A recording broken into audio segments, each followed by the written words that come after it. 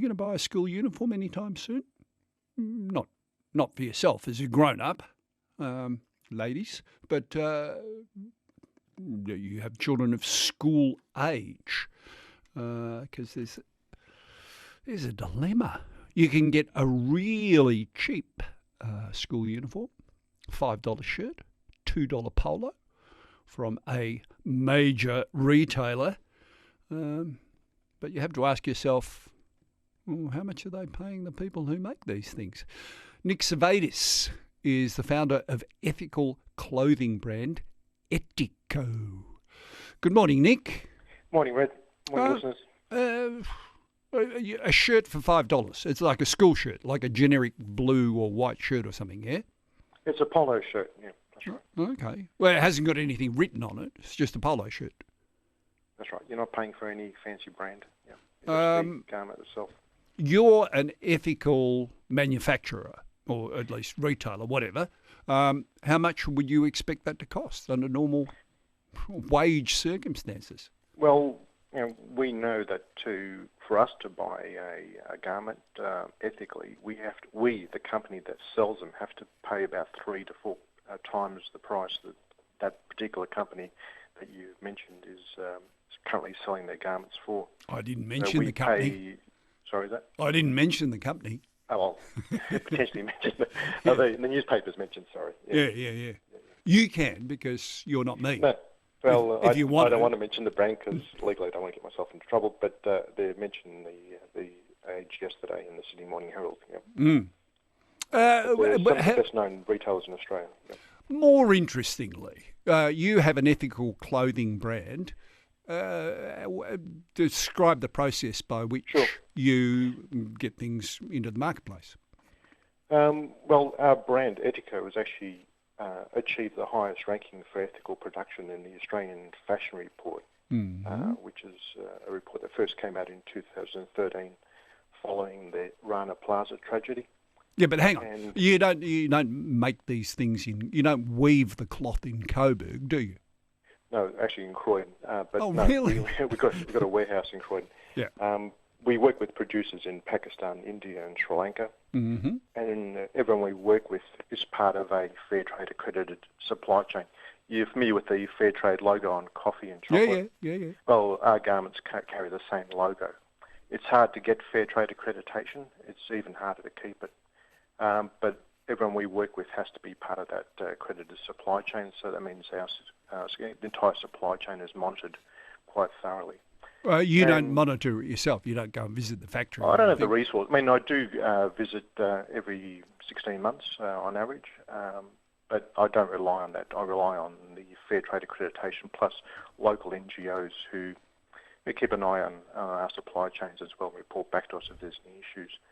But what we do is we sit down with the unions that represent the workers and work out what a living wage is. And quite often these big brands say that they pay the minimum wage. Well, in some countries like Bangladesh, the minimum wage is about half what it should be, half of what a living wage would be. So we make sure the workers get paid a living wage.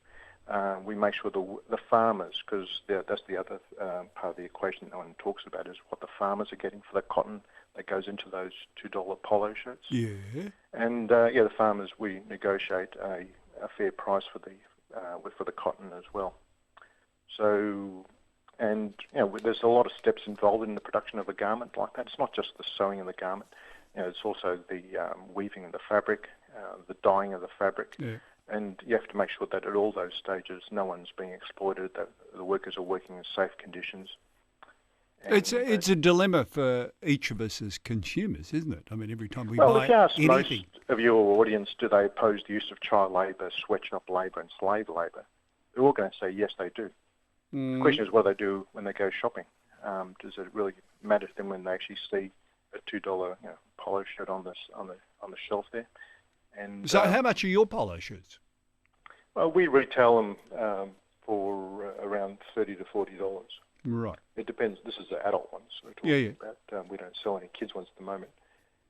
But from my experience, a consumer should be paying at least $20 for a good quality, ethically made polo shirt for a child for a school as part of a school uniform. So as a Now, rule of thumb, if it's less than $20, then somebody's unhappy somewhere in the world. Well, the question is also with this particular garment that you kind of everyone's referring to, it could be a loss leader. So quite often one of the strategies in retail is sell something cheaply so you can suck consumers into your store to get them to buy other stuff as well. Yeah, indeed. So I've got no idea whether this is the case. But there's a big trend towards cheap, fast fashion, and this is just part of that trend, which is making it really hard for the companies who are doing the right thing to keep on doing the right thing, because how do you compete with such cheap fashion? Indeed. And what it's doing is it's training consumers to just buy cheap stuff. There is an expression, a quote here that leaps out of the newspaper report. Target would not discuss how they produced the shirts so cheaply in Bangladesh, but said they were, quote, working towards paying factory employees a living wage. Well, I guess they're going in the right direction, even if they're not there. And those workers will probably be, no, I'm not saying that particular brand is their supply chain, but you'll often find that workers are working 16 hours a day, 6 days a week, to be able to get the volumes up to produce garments that can be sold so cheaply. Well, it's a choice that confronts us all every time we buy anything, I suppose. Yeah, we need people to start shopping according to their values, and ethical fashion doesn't cost a lot more, and generally it's a better quality garment. So, maybe do you really need 20 pairs of shoes? I mean, 3 or 4 pairs might suffice, and pay a little bit extra and make sure that the people who made those products are being paid properly and working in safe conditions. Indeed. It's not just individuals; it's also organisations. I mean, there's a lot of organisations that could be doing better. I mean, a lot of radio stations sell merchandise which could be questionably sourced as well. We're not selling anything here. We're coming up smelling like roses. Now, the thing is, we're all part of the problem. We all take the point. need to become a lot more conscious. I mean, a lot of people are conscious about where their food comes from these days. Yes.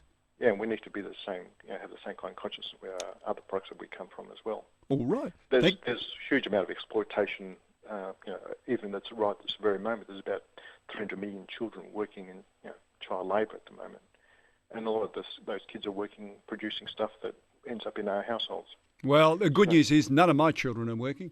If you do want them to work, we could organise a job for them in a factory in Pakistan. But we need people to kind of look. We need people to actually start, looking for ethical accreditations. Like there's the Fair Trade label that you'll find in a lot of products these days. And for Australian-made products, there are sweatshops in Australia as well. A lot of people don't realise that they do exist. And I'd be happy to send my children there. Yes. Thank you, Nick. Nick Savaidis, founder of the ethical clothing brand Etiko. If you see something that's really cheap, ask yourself, why is it so cheap?